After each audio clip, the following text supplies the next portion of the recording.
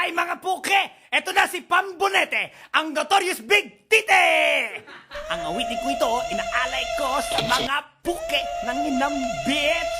Ang awitin ko nito, inaalay ko sa mga puke ng inang bitch!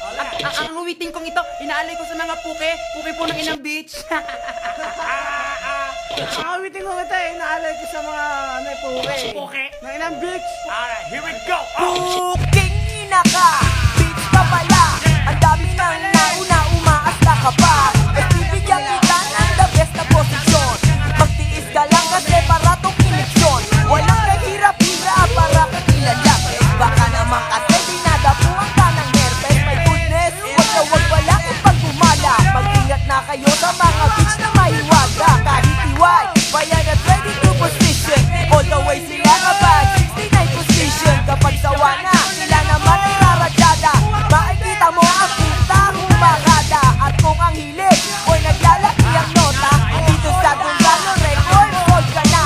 May take home ka pa kapag kami ay sumaya. Imported na to, matagal sa kasada. Ang awitin kong ito, inaalay ko sa mga puke. Ng inang bitch! Ang awitin kong ito, inaalay ko sa mga puke. Ng inang bitch! Ang awitin kong ito, inaalay ko sa mga puke. Ng inang bitch! Ang awitin kong ito, inaalay ko sa mga puke.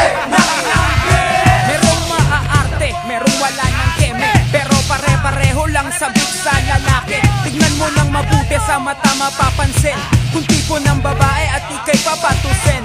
Huwag pa bigla-bigla dahil baka mabulilyaso. Kailangan dahan-dahan, wag gawing parang aso. Na kahit sino pwedeng pilahan ng pilahan. Kanya-kanyang diskarte, kanya-kanyang kangkangan. Iwasan, madali ng sexually transmitted disease. On your knees, but naked please. Huwag padadala sa mga bitch na